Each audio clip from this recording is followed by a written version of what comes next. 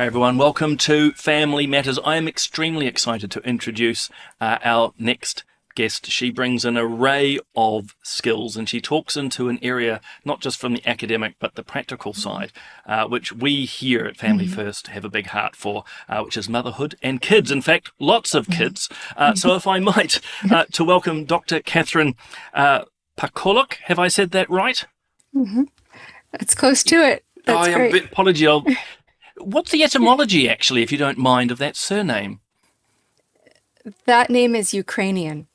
Yeah. Oh, well, that in itself, Catherine, if I might be informal, as a Kiwi is wont to be, is quite an important element of obviously everything that's happening in the world at the moment. But look, Yeah. welcome to the show. I'll just introduce you a little bit more to our viewers and listeners. As I say, Dr. Catherine Pakaluk is actually an associate professor, an economist and social philosopher at the Catholic University of America, which is in itself amazing. Harvard educated, and importantly, a mother of 8, which makes me a stepfather of 5 look like an amateur. And I think I read somewhere online, Catherine, you've got, is it 29 grandchildren? As of now, it's 33. Oh, So, yeah, 33. I Yeah, in wondered as fact, I was doing... Please. go ahead. Just today, I was counting it up. I thought, oh no, I think we've got to update the number. We have 3 in utero. So 29 was a couple years ago, but there are 3 buns in the oven, we say. We say it down here as well. We've said 5 stepkids, several married off, but we haven't got the grandkids yet. So if they're watching and learning, Rachel and I are keen. But I had also wondered whether or not the information online might have been slightly out of date. And of course, you're the author of a book called Hannah's Children. The women quietly define the birth dearth. And that's primarily what I wanted to chat with you today about. But if you don't mind, Catherine, there was a wonderful, and you sent it to me kindly in the copy of the book, a wonderful testimony, if you will, or an affirmation from someone, Janice Bradenbach. And I thought, if you don't mind, I'd like to read it out because I think it sums up and gives you a bit of a sense of what we're about to talk into. Because she says, it's a beautiful celebration of motherhood, showcasing the rich complexity, social, economic, and personal of human love. Catherine Pakaluk makes the compelling case for having a large family in a modern context of adult autonomy and hyper-individualism. Informed by a multidisciplinary study canvassing economics, history, sociology and philosophy, Hannah's Children joins the slim ranks of other groundbreaking ethnographic studies on marriage, maternity and demography. And within the narratives of human natality, Pakaluk reveals the possibility of greater gain within self-sacrifice, advantage in accepted opportunity costs, and expansion of self within the gestation, growth, and gift of other persons. I mean, wow. Wow. So that's just to give our viewers a bit of a heads up. So tell us, a little bit, if you don't mind, of yourself and then of this profound book. Absolutely. Well, it's a pleasure. It's a pleasure to hear those words after first reading them quite some time ago. And something that, it's never easier. It never becomes easy to listen to praise about one's work. And, but I will say, let's see, I was trained as an economist, a sort of regular mainstream economist. And the truth is, in fact, for this podcast, just to make it very clear, I became interested in economics because of, in the mid-1990s, the growing interest that pro-life persons in the United States had with these kind of questions of international population control. There was the 1994 Cairo Conference of the United Nations, and a lot of concern over what would happen with the nations whose populations looked like they were growing too fast. And of course, that was never true, but it was the scare tactic that was used at the time. And I thought, oh, this is terrible. But, I was a student. I was 18, 19 years old. And, smart people, trademark smart, would say, well, we have to export all of these reproductive health measures because people will not have enough to eat. And of course, as a young woman, you think, well, that's pretty bad. I don't want for people to starve. And I would like for people to be able to build their families in security. And so, but I thought, well, this is interesting. If you need to sort of sterilize people or offer them a lot of contraception, put it in the water, whatever you have to do, in order for them to have peace and security and economic growth, well, then, the creator has designed a very bizarre set of circumstances in which we're supposed to work out our lives together. So it didn't sound right to me. It didn't sound like it could be right that people had to limit their families in, maybe perverse or perhaps coercive ways. And so I went to graduate school just to find out. I thought, well, this can't be right, right? Anyway, so that was one of the reasons. I didn't even know who studied population growth and at the time. So I thought, well, I think economics. So I went to economics, and that was really the beginning of it. And then in graduate school, I got married, and I married a widower with 6 children. And so, I mean, just to put it bluntly, I thought, well, I'm called to marriage, and he had a bunch of kids that needed raising, and we had more. And so I took my time finishing my doctoral studies. I became a very slow student, and we worked away at it. And so finally, after, my goodness, I think 12 years, I did finish my degree. And then, so these population questions were kind of at the beginning of it, and it took me a while, but I finally finished it. And so maybe I'll save sort of the intro to the book for after if you have a question. But No, I'm just struck as a yeah, step parent myself. It was a, yeah, a profound move, and I don't know about yourself, from being single to all of a sudden married with instant family. You with 6. I mean, that's yes, quite something. yeah. And I wasn't very old, so at the time, I mean, I don't want to say that you were, but I was, 23, and I didn't really know what I was doing. Although I've thought since then, if I did know what I was doing, I might not have agreed to dive in. It was such a big task. But there's something good about being young, which is you sort of think, well, with God, all things are possible, or something like that. And you just have a lot of faith, and you think, well, if this is what we're supposed to do, it'll work out. In Strikes any me from case, what you're yeah, so saying that's what with happened. your Yeah. economics work that obviously you've got that rigorous economic approach, but there's also clearly a strong faith Yeah. perspective there, as you said earlier Yes. on coming out of the Cairo Yeah. conference. How could it be true if a good Yeah. creator has Yeah. made this world? Yes. Yeah. I mean, obviously at Cairo, I mean, there was a very clear there was a very clear distinction between people of faith, of many faiths all over the world who were sort of fighting for the defense of human life, the pro-life cause. That of course grew to be worried about international Planned Parenthood efforts, and so yeah, I think there's a strong faith component, both to my early interest in this question, as well as to sort of like coming up to today, what research came out in this book.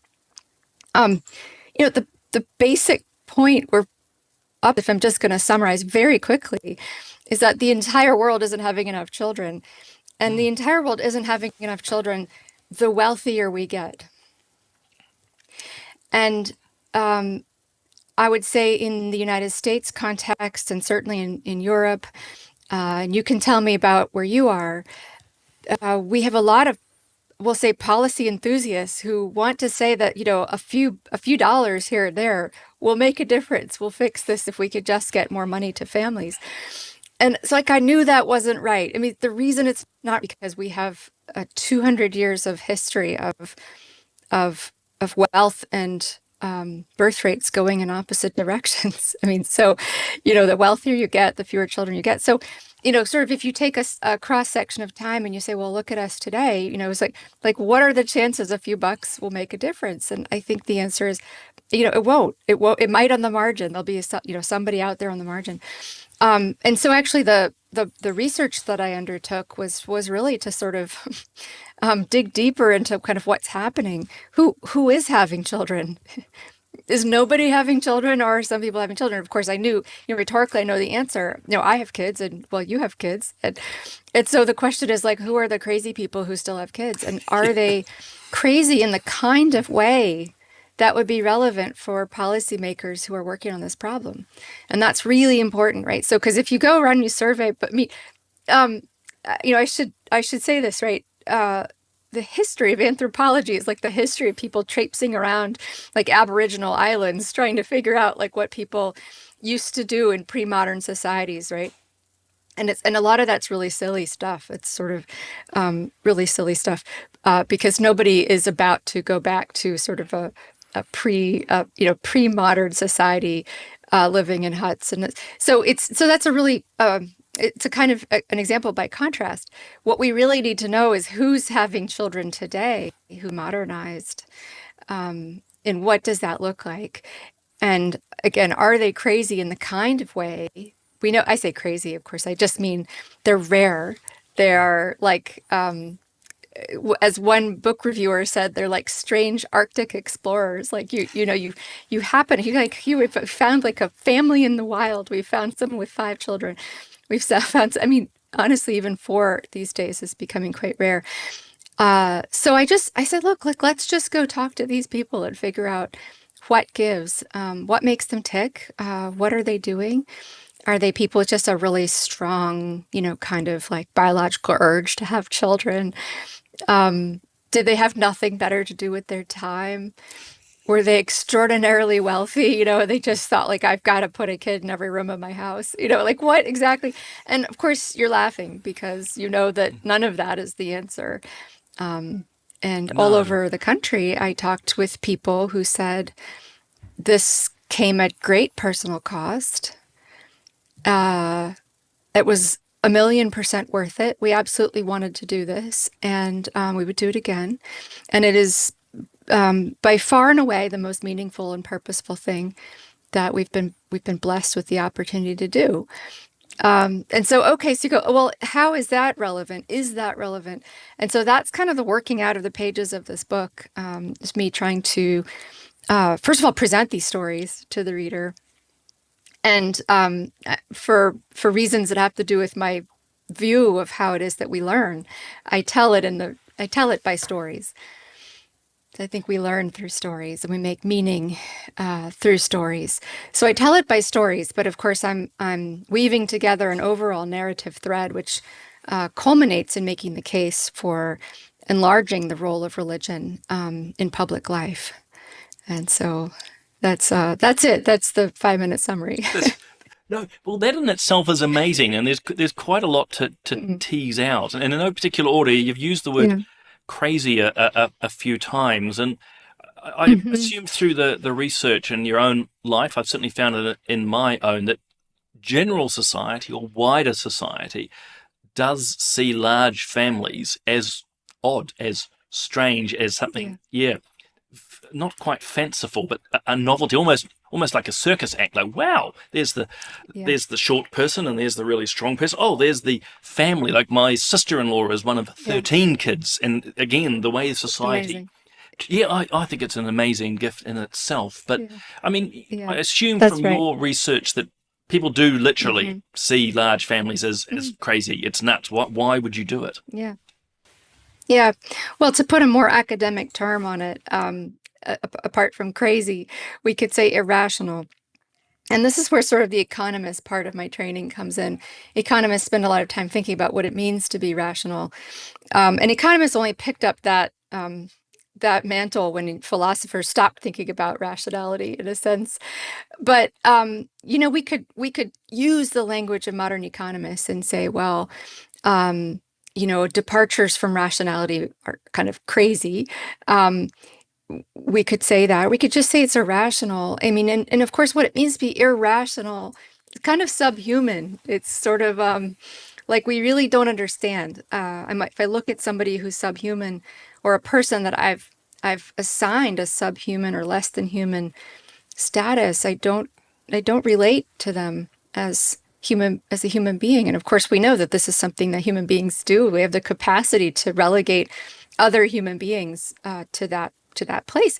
And so it's it's absolutely true that the case for the rationality of having many children or we'll say an above the normal number of children, that case has to be made.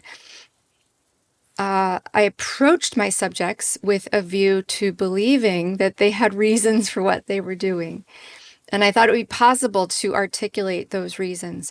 I understood, however, that those reasons may be inspired by faith. And so, what I would be up against in conveying the behavior of someone with, say, 13 children to a modern secular audience is explaining how decision making informed by faith is not irrational, it's not non rational, it's rationality rather informed by a different set of values. And so that was the job. Of course, the job in that sense then is to defend the rationality of women and men who make these choices. But that's just the first step. And then the second step is to sort of show how this gets operationalized. How is it that people might make these decisions? But at the same time, we would say, I know I would say, well, I didn't have 8 children because the Pope said so. Or, some of the women that I talked to, well, they didn't have children because the rabbi said they should. So in other words, what is decision making inspired by faith look like that isn't cult like or otherwise maybe retrogressive a little bit. So it's a big job. That was a big job. Yeah. But I'm really gratified to tell you that lots and lots of people who don't share the same values as the subjects in my book have reported that, kind of as they made their way through the book, they began to understand where people were coming from. For me, that was a triumph. I mean, that was the goal. Well, Just as you were saying, to be able reveal. to tell stories, I mean, they Yeah. are so Yeah. fundamentals. I'm a great fan of French philosopher René Girard, who talks about myths as Hmm. those primordial Yeah. events or stories which draw us together. Yes. And I'm using myth in a very particular way there. I mean, it's just a question on that irrationality, because and I'm probably going to Hmm. phrase this in the negative, but as you say, Yeah. a lot of people would look at having more than two, three children as irrational. And yet, to me, Yeah. having children is by its nature a rational act. We have the capacity Hmm. as men and women. It's what we are Yes. able to do. It's generative. It's possibly Yeah. one of the more Yeah. rational things. Um, Yeah. how, from Yes. your research and thought, how have we ended up with a general society that looks at one of the most Yeah. rational, reasonable acts of a human being as being irrational? Yeah. Well, I think first of all, I think we're profoundly social animals, and so there's this other thing, and of course, this is certainly related to Renee Girard's work as well, which is that it's so much easier to substitute kind of what the crowd is doing for what it is that we think we'd like to do, or what it is that we think is wantable and desirable. So that's a big piece of this. Um, But the other piece of this, I think, requires us to go maybe a little bit deeper, if you will, um, and tap into a little bit more sort of history and philosophy, which is that I think that, as you say, we're generative. We have the capacity to give life, to create life. It's a mystery, really. But but but we have to choose it. And this is an awkward point. It's an awkward point right now for a lot of reasons. I mean, so um, I get people every day who write and they say, "Well, isn't the way to sort of couldn't we just go back to the good old days where people didn't know what were like essentially didn't know where babies came from?" Of course, there's not such a thing that people didn't know, but largely people kind of people who are very pronatal will say, just think babies and families are great. People like us can quickly come to the conclusion that we might have been better off when we didn't know how to have children. Now, I think a patient and sort of careful study of history would suggest that in a sense, we've always had various diabolical means to limit family size, and lots of cultures have done that. Ancient Rome exposed infants, as did ancient Greece. We've dehumanize the infants of other cultures when we thought they might be a threat. And we're living through, of course, a great attack on human life now, and the infants in the womb are not protected. In other words, historically, you always find the possibility that children are looked at as a burden. Um, and if children, some children, right? Like the weak children, or the children of people we don't love or don't like, right? Or the children who might grow up to become king and dethrone us. I mean, like thinking about biblical stories. Um, and so, what this has led me to conclude is that, in fact, while every person and every child ought, like in a matter of the moral ideal, ought to be valued intrinsically for his or her own sake, that what we do with children is really what we do with most things, which is in the absence of grace and virtue, we'll say, now we're thinking about maybe sort of pagan society or kind of man in the wild, we we subject human relationships to a kind of cost benefit analysis. It's And very all I mean there is utilitarian. we use people, but we do use people, right? Like what's happened is that okay, so first of all, it's much easier to use children than to use adults. And you can use them in lots of ways. You can have children and enjoy them for the sake of their labor or their likely contribution to your old age. You can have them for that reason and then come to appreciate their intrinsic value later. I think that's actually the position of most people. I don't mean that people permanently use their children, but I don't know. Think about your spouse for a minute. And I think when you run this thought experiment, I think most people kind of agree. Like we love our spouses at the beginning, sort of mostly selfishly, I think.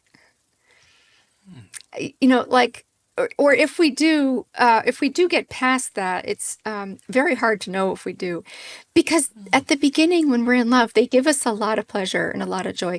Like, there's no test. There's no, like, gosh, you're so annoying. And let me see if I really can rise above my selfishness and, like, love you without any of that.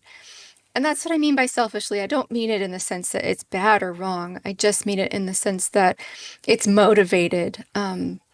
I get a lot out of being with you. And of course, I really think you're great, but I'm getting a lot out of this. But what happens is like we recognize that things that we pursue for good reasons, that pursuit needs to be purified. Like it needs to be sort of tested. And I suspect that in most human societies, our reasons for wanting children were not pure, because our reasons for doing anything are not pure, but that over time, those reasons are tested in ways that refine our care for children.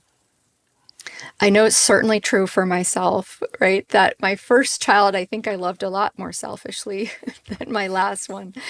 I mean, I like, I don't, I think moms certainly can relate to that sort of sense. Like that first kid, you sort of love them because you need them. You've never loved anything this much, but you're just like, so, but that last baby, I think you need them because you love them. I mean, it's kind of like this thing happens. Okay. It may sound like I've gotten very far from your question, but I No, this haven't. is really good. This is in itself Yeah. quite profound. Yeah. My mind is whirring away here, particularly in that nature Yeah. of loving someone. But Yeah. I get a sense of quite a strong theological point in the background here, which there needs to be a grace in any of these Yeah. relationships, which actually transforms the relationship, but also transforms self. And Yes. if I'm hearing you Yes. correctly, Yes. children are part of that transformative grace in our lives. Yes. And then remember what I said at the beginning, like you said, how has this become something we see as irrational? And what I sort of quickly said was, well, the trouble is you have to choose them. All right. So now fast forward to this idea that sort of at the beginning you want children for less than pure reasons, and then later it becomes transformed. It's like everything else. But now suppose there's no way you can kind of start having children in any sort of less than pure way.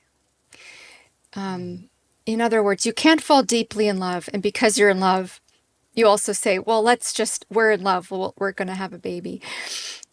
Because why? Because the decision to fall in love and get married is, for all of human society now, been separated from the decision about when you start your family. And that really definitively occurred. It definitively occurred with the final stage of what we call the contraceptive revolution. It's like the Industrial Revolution, right? It's not like one thing. It's not like one factory and machine. It's like 100 years at least. The contraceptive revolution is also close to 100 years. You have the vulcanization of rubber in the 1840s, and then eventually you have latex in the 1920s, and then finally you have hormonal birth control, and even that gets better. This is 100-year period of time, during which time we moved from being the kind of people who, when you fell in love and you really wanted to couple up, you got married. Why? Because when you couple up, oftentimes children come. And so marriage is where we should have those children. To being the kind of people who, when we fall in love and couple up, we just get married. And we get married as sterile men and women. The default position to begin a family is sterilized because we can reverse it. And so what happens then is you have two separate decisions. You don't have the decision just to fall in love and get married, because then it will bring about, again, these children with less than pure motives. Like, you think, baby, that'd be great. It's a big package. It's marriage and children. First comes love, then comes marriage, then comes the baby and the baby carriage. That is fundamentally not a description of reality anymore. So first comes love, then comes marriage.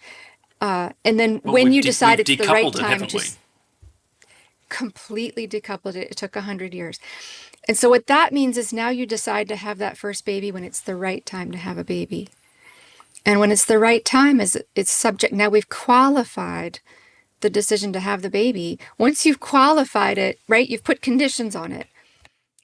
Do we have enough money? Is the house big enough? Is my job secure enough? Have I achieved enough things? Have I traveled enough? All of those things. And we know that as societies get wealthier, those qualifications become bigger and heavier. So, it's never the right time until quite a late period of time.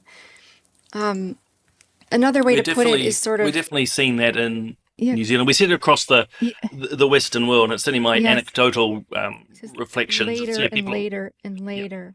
That's there's right. never a right That's time, and right. then paradoxically, There's it gets never a too right late. time. Yeah, and we have to do That's IVF and right. all sorts of fertility treatments, which are usually Yes, sponsored by the yes. government. Yeah, that's right. Listen, a lot of people, if they accidentally have a baby young, they go, you know what? I didn't really mean this, but this is the best accident that ever happened to me, right? We know that that's a persistent thing that happens to people, but people don't accidentally have children anymore, first of all. And I'm not saying it would be great if they did. But what we've done is we've taken a thing that has, for most people, a very strong drive, which is to couple up.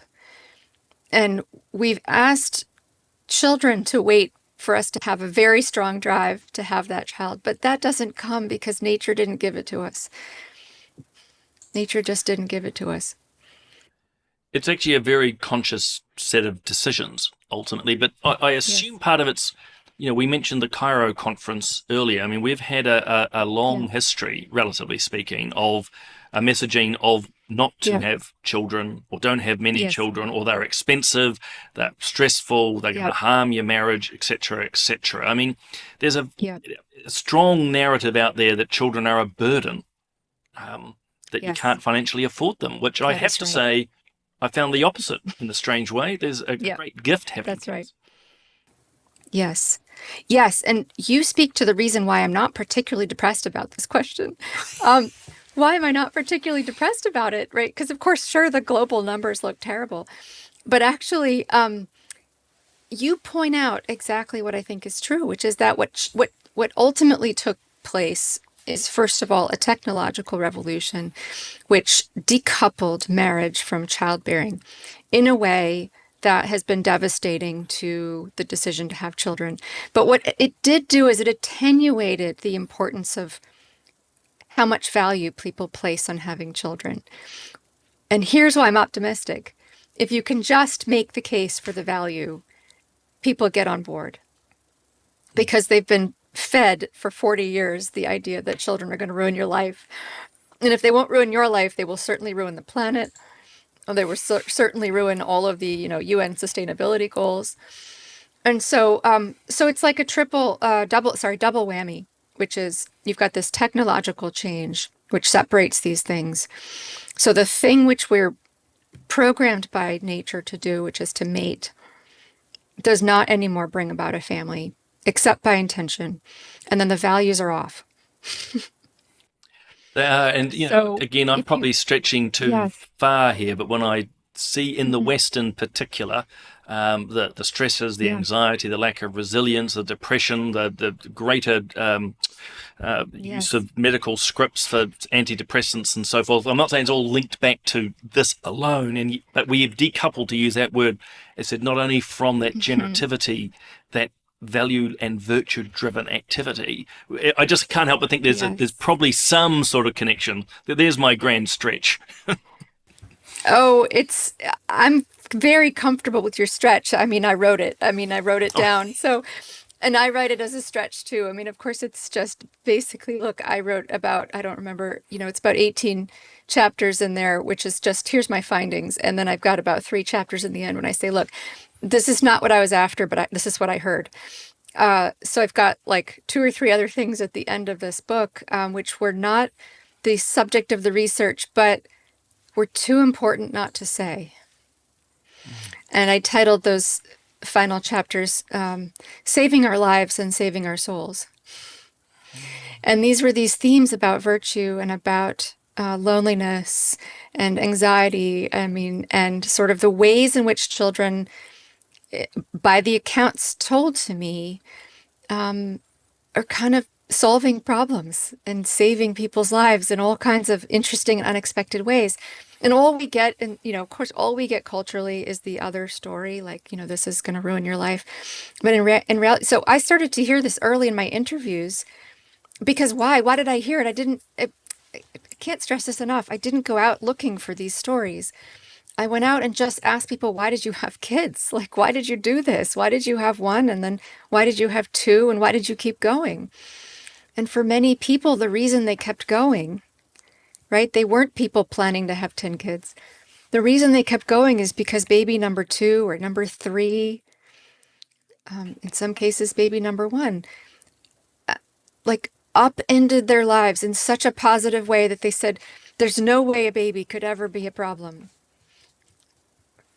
This is so good, it's worth doing again.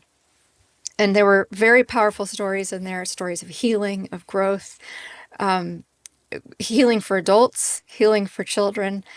And I thought, I have to write this down. I have to tell this. This is part of the project. So I couldn't agree more. I love your stretch. It's a bookmark in a sense for another book, another project where I might ask more questions like that.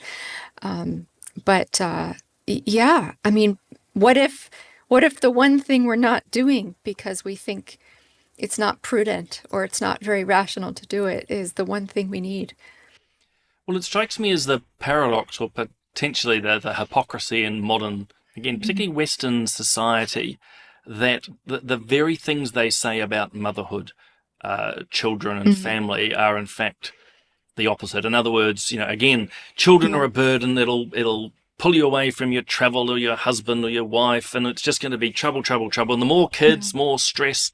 Yet, for many, not all, of course, but for yeah, many, yeah. that actually it strengthens relationships. It creates new opportunities. It gives a sense of I Right. argue, deeper identity. And I know you speak about this in terms of the Mm. contrast between Hmm. selfishness and self sacrifice. And we Yes. have a modern society Yes. obsessed with self. Yet in that Yeah. sacrificial element, which again is as much philosophical as Yeah. theological, really brings about, again, I'm using that word, transformative change. Yes. Yes. I think that's right. To use a silly example, I've been thinking a lot lately about the women's movement, and I'm not really deeply engaged in these debates about the future of feminism, although many of my colleagues are and are very interested in it. But I'm an observer from the outside, and I have a poster in my house from a fair that was held in the state of New York 20 years ago. And the fair is put on by a group called the Ladies Village Improvement Society. And it's a great reminder that what happened, kind of largely before the 20th century movement, women's movement, when women, largely stayed home and had their children, when their children were grown, they often threw themselves into improvement. Not improvement for themselves, but improvement of villages and towns and neighborhoods and schools. So this was one example, the LVIS, the Ladies Village Improvement Society of East Hampton, New York. But this country was dotted with these things, like these. But think about the difference between sort of I don't know, we'll just say like a reduced form feminism. I mean, maybe we could think about a good type of feminism, but like a reduced form feminism is just obsessed with women doing better for themselves rather than women getting together as their children get older and asking, how can we together link arms to improve the village? Right. I hadn't The actually one thought is really about that. inward focused. Yeah. Yeah. Yes. Yeah, no, it's right.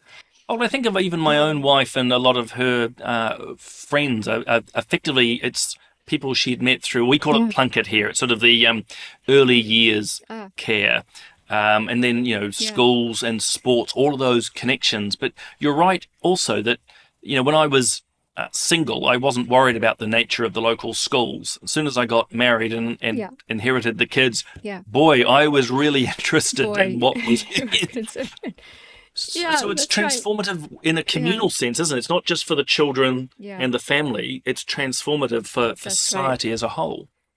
That's right. That's right. Because it trains you to be other focused, and to be outward focused, and to be concerned about the structures and the institutions in society which are for the care of the youth. I mean, in the United States at this point, I think the share of adults who are married with children is significantly below 50% now, which is like unheard of in history, that you would have a majority of adults wandering around. They don't have to take care of anybody. And so, yeah, like you, I mean, they're not interested in schools. They're not interested in neighborhoods, not interested in sidewalks. They're not interested in it. We often comment about how these amusement parks, so-called, in the United States. I mean, when they when they were bored, I mean, they were kind of homey little places where you had little, rides and choo-choo trains, and the kids could, and they're like nightclubs now for like, it'd be really places you wouldn't want to bring your children, actually. So places like Disney are catering to like single adults hooking up, spending thousands of dollars for a weekend with their friends, certain Well, places. So, lots so of that so examples. Think about all of Lego. It adult says me to you. society.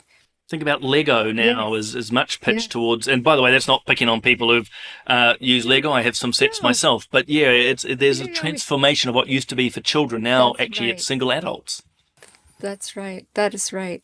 Yeah. Now, I mean, we can come up with these examples. I mean, for me, like there's nothing's ever got one cause, but the thing that I'm really focusing on in this story is kind of like this is a decision, and it's a decision because of an advancement of technology. And by the way, if we did not have the hormonal technologies, we around the same time discovered enough about our biology, and this is a good thing. It's a wonderful thing that we can know about when we're fertile and when we're not fertile. So, kind of the Pandora's box of having to make a decision every month. Like, is this a month in which we should conceive a child? That Pandora's box, or whatever you want to call it, we're not gonna go back from that. And I would want to say, generally, knowledge of our fertility and to see this more clearly as a choice, not something that happens to us, right? Like my fertility just happens to me. I mean, there's so many great examples of the from the programming and the advertisements for pro-choice America that they kind of portray it like, you might just have like an unplanned pregnancy might just, um, we don't live in that world. In fact, these things don't happen. And whatever I think of these various technologies, I really want to say that it's right and good that we know when we're fertile, and it's right and good that we choose it. We embrace with a whole heart, so to speak, the generativity of our being. That's a good and right thing, right? So that's the fact. And then what do we do with that fact? What do we do with that choice? Which brings us back to kind of the power, I would say, of hearing what it is that has motivated people to welcome children. And I couldn't have told this to you a year ago, but I can tell you now, Simon, you know, almost weekly messages on social media or in my email from people who've read this book and say, I picked it up because of this or that. I don't know what I was going to find. But after reading it, I've decided I'd like another child. And if God will send me one, we'll welcome another child. And I'm hearing this all the time. Now, I didn't write the book to persuade anyone to have children, and I don't think I say anything in there designed to persuade to have a child. So what it really just is listening to people who have gone through that transformative process and have been able to see the value of children in a pure way, in a way that most of us can't see it at the beginning. And it's like, perhaps in history, it was good that that was intimate and private and unwritten about, but we have to write about it now because our young people don't know about it. And generally, as you say, people see this as irrational behavior. And I'm finding that if you just put it in front of people, this is the voice of someone who had 10 children, and when she had her 10th said, "How many more can I have?" What could get you to think that way? And that sounds wild. And then you just got to read her story and you go, wow, that's crazy. That's amazing. And then what happens is it sinks in.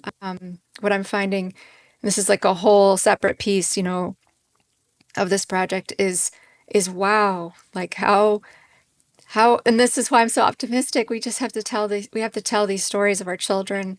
We have to tell this good news. It's a kind of gospel.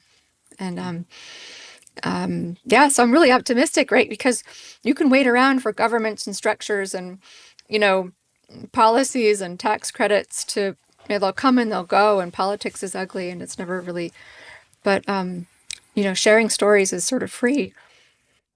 Oh, I would argue it's been the telling of stories which has actually driven humanity Yes. from day one, Yes. and it continues to be very efficacious or effective. I mean, as a former Yeah. politician, Yeah. not that I was pushing this, but I can tell you that all those policies we Yeah. see in the West, baby boosts and contributions and so forth, yeah, they can help, but they don't seem to be driving Yeah. any change because fundamentally, and from what you've No. researched and Yeah. written, it is about choosing based on values. And Yeah. I think, I don't know if this is something you've come across. I certainly see it with some of the young women that I talk to. Real internal tension between, if you, well, I'm probably going to phrase this badly, Catherine, but their internal Yeah. motherly nature, thinking about and wanting to have children, and yet society at large telling them motherhood is stupid. You'd be, well, again, stupid to even choose to have children. I see real tension internally with these women Hmm. as they are grappling with, in many ways, what they want versus what society is telling them that they should want. Yeah. Um, Yeah. yeah. Yeah. You're exactly right. I mean, I talked with a representative from a girls' high school today, and they want me to come and give a talk for the parents in the winter months. And she said, "Well, it's very difficult for me to tell you what I want you to say." She said, "I want you to come and I want you to help the parents see that you can educate your girls to want to be mothers." And then she said, "But uh, we don't want to tell them that they have to be mothers and stay home, and we don't want to tell them that like." And then she just kind of tumbled into this, to this place where, and I felt so sorry for her. I thought, like, I know what you're saying, I don't. And how have we come to a place where to describe an ideal, I would say like a kind of ideal type of the female heart, um, that that's like a dangerous thing to say. It's um, like a We have the potentially politically insensitive thing. we have this problem. I'm sure it's in the States. Our media, our mainstream media, which I would argue is quite biased and not particularly pro-family, is obsessed with what they term trad wives. And I better be honest, Catherine, I don't fully Yeah, understand it, yeah, but it seems anyone who's in a stable marriage with children, and particularly if the female, yeah, the mother, is staying at home and looking after the yeah, child, as my wife did, there's something wrong with that. I mean, they are attacking these people yeah, over and over again, and you're going, yeah, what? How have we reached this peak yeah, madness? yeah, yeah. No, it's right. The discourse is crazy. This trad wife language wasn't a word. It wasn't a thing when I wrote this book. So gratefully, I don't have to use the word anywhere in the book. But young women write to me. They say, "Well, I really want to know about trad wives." So I've purchased your book, and I said, "Well, I don't think most of the women in my book would describe themselves as trad. I mean, at least a third of them had full-time jobs. Most of them, from home or in some combination. But you're exactly right. Like, we need some special label for women who, welcome children, arrange their lives to do what's best for their children. Um, and so I try very, very hard to just describe reality without buckets or labels. Right? These aren't conservatives or liberals. In fact, I didn't really ask them what their political beliefs were. In some cases, there's funny moments where I tell you what I observed, but I just try to just like, are they people, right? And this is where I think we could be more like Aristotle, actually. I think kind of natural philosophers who observe the world and try to draw conclusions. So that was my goal. And, it's not perfect, but it was a first pass. Well, I think look, I'm a great Aristotelian or a fan. I'm a great believer Yeah. that we can actually observe at the world, strangely enough, and then make conclusions Yep. from it. Make We, I conclusions. think, philosophically have moved a long way from that now, Yeah. and you've got the Foucaults and others of the world who are doing all sorts of crazy Yeah. backflips of thought, and where we've Yeah. we've ended up. Yeah. Look, I'm conscious of your time, Catherine, but just one thing I wanted to Sure. raise. You asked at the start, Yeah. so New Zealand's birth rate or fertility rate's about 1.6, and it used to be in the Oh, 1960s about 4.3, I think. So we've certainly gone down, but there's a demographic uh, cliff coming for Western societies that we are just. So I'm sort of, in many ways, bringing out the economic approach here. We've definitely talked values, but in the Western world, there's just not a replacement of enough people. I was at a right. conference earlier this year called ARC, the ARC Forum in London, where demographers were saying there's a real Yeah. cliff coming for countries are not replacing, not having enough children. This is going to have massive, massive impacts into our societies, which I don't think many people seem to understand. Well, I couldn't agree more. I think people do not understand. I wrote about this a little bit in the in the introduction parts of my book, to help impress upon the reader how important it is to think about why people have children, why they would have children, why they would have more than 1.6 children is really what I was after. Of course, I interviewed people with a lot of children, but I doubt that it's very different.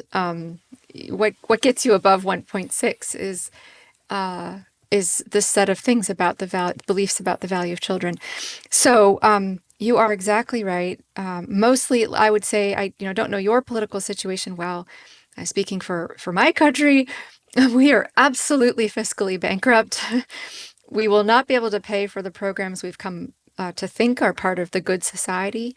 And I'm not making a case for or against those programs, but we simply won't be able to afford them. And then beyond that sort of economic cliff or the fiscal cliff that I think we're facing, I mean, right, Social Security, which is like our biggest, in a sense, our most expensive program, we will not be able to continue making payments in the way that we do now by at least by in the under 10 years from now, which is like a blink of an eye. And then we get around to the Medicare and Medicaid and all of those other things. So people haven't thought about that, or if they have, they just feel politically that, in a democratic society, you just have to pass the football to the next and hope that you're not the one holding the football when the piggy bank runs out, I think. But, more soberly, it's not merely about our fiscal health, right? There is political instability. That is when people feel that there aren't enough of their own kind. And we're seeing this kind of growing nationalism all around the world. And I think that's disturbing, alarming. And I think it's in part driven by the fact that now they've done the math. They realize, well, like at the present rate, there won't be any more South Koreans, right? There won't be, and, countries like South Korea are in much worse shape than New Zealand, though it's not pretty. So that I think that does create, potentially sort of sort of like hyper nationalist feelings because people feel under threat. And then finally, I'll say that there's a kind of maybe the most important thing that people haven't thought about, which is that as family sizes shrink, like down to the sort of ones and the twos, and now the ones and the zeros. What this means is, all things being equal, people live in a society in which there are fewer family ties. There are fewer brothers and sisters, fewer aunts and uncles, fewer kin. And what some of us think is happening is, on the one hand, this begets a kind of loneliness and lack of secure identity in your family, which is where you first place your identity should be. But then in the second place, a kind of transferal of the place where your identity should lie from your family to, say, the political order, or other kinds of, we would say identity politics. Like, where did that come from? So, we're not really, we don't really manage very well to be the, autonomous, free floating molecules that we sometimes think that we are. And in fact, it looks as if we find other ways to base our identity if we don't have an extended network of family. Look, in my family, I'm one of 9, thankfully. And I'll just say it's very clear over my lifetime that, if I just had one sibling, I may have concluded a long time ago, I'm not much like my sister or my brother. And I might have thought I don't have a lot in common with my family, and I might have drifted away from my family. But over, 49 years of life, at some points in time, this sister was the best friend, and this one became the best friend, and this brother was my enemy, and now he's absolutely my best friend. And this has come and gone. And so, in fact, having a bunch of family to choose from really maximizes the idea, maximizes the chance that you will be able to be anchored in your family. And then by extension, that you'll recognize other people's anchoring and identity in their families. So it's a great gift, right? And of course, we all look back and we laugh. We say, remember when we were fighting? Remember when you were fighting? But I think, what would it be like to have just one sibling and to grow apart? And of course, that's a real sad reality for many people. So, yeah, economic, political, and I would say human consequences of what these lower birth rates look like. No, I don't think there's a quick fix, but I do think that, kind of sharing the news about the value of children can make a big difference. And I think that's why your book is a great gift. And as we said a few times now, um, it's that Yeah, there's power in sharing stories. yeah, That right. good news, as you said. The Yeah, Bible is all about yeah, stories, and look how that's transformed the world. And so the books that we write, or in right. your case, you've written, I haven't written a book yet, it Yeah, is powerful. And so Hannah's Children, that was 55 women, wasn't it, that you spoke yeah, and shared their stories, which in itself is powerful. that's But right. yeah, That's right. And maybe I'll anticipate your question, or maybe I won't. But the question you did is that this material has been so interesting to so many people in ways that I did not anticipate. Of course, you hope it will be. I thought it was tremendously interesting and inspiring and edifying. but it's been such an eye-opening set of stories for people to read that I'm going to go back and talk to fathers of families and try to do the same thing, try to honor their stories and tell them in a way that's, say, interesting and compelling and as close as possible to the heart of the man, if I could be so bold as to try to do that. So that we'll see. That's my next project. Oh, I think it's wonderful, and I'm very conscious of your time. And Catherine, I'm just so grateful that Yeah, you've accepted you're this so offer. welcome. I know you will be bombarded with Yeah. emails, let alone some colonial from New Zealand asking to chat. I just think Oh, amazing. that's I, wonderful. I certainly encourage viewers and listeners to find Catherine's book. Again, it's called Hannah's Children: The Women Quietly Yeah. Define the Birth Dearth. But if people Yeah. also want to connect into your wider work and research, you'll have a website, Yeah. I assume. Yeah, it's just my last name, pakaluk.com. It's not terribly effective. I started out with really nothing like a web presence. So I'm hopefully in the next couple of months going to improve that setup a little bit. I'm on X, and so probably for people who follow the intellectual discussions on X, I'm not like as engaged as I could be, but I'm not absent, so you can sort of find me there. And then then I have an email address which I try to keep up You with know, as yes, much as fair possible. enough. Oh, well, again, Yeah, we're all struggling. oh, it's a madness these days. But then again, Yeah, that's what I it found is. with a large family is you can allocate out tasks. This is where more kids help as well, Yes. right? You're on the cooking, you're on the Yes. cleaning. Could you go and look after the young one? Thank you. I've got to do all my Yes. emails. Yeah. Now, Simon, before you let me go, my 8-year-old son, I told him that it was the daytime where you are. And he said, well, ask him what time it is where he is because, it's 9 p.m. now, our time. So Oh, for the that is 8-year-old, what time is it where you are? so. It's 1 p.m. It's 1 o'clock in the afternoon here Amazing. in New Zealand. I will also admit, if your 8-year-old gets to see this, that behind me is a fake background.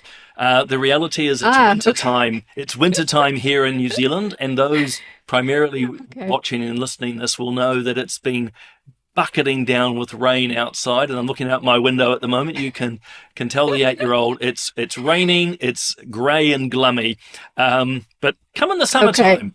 But yeah, one in the Okay. afternoon. That's great. That's wonderful. Well, this is, one of the good things of the internet is that we can have this conversation relatively unimpeded. So thank you for having me. I'm very, very happy to meet you and hopefully in person someday. I would look forward to that. And look, thank you for taking up the invitation, and thank you for sharing those Mm. women's stories, and through the power of these stories, reaffirming just what is the great grace of Yes. having children. So, Catherine, thanks for being on the show. You're welcome.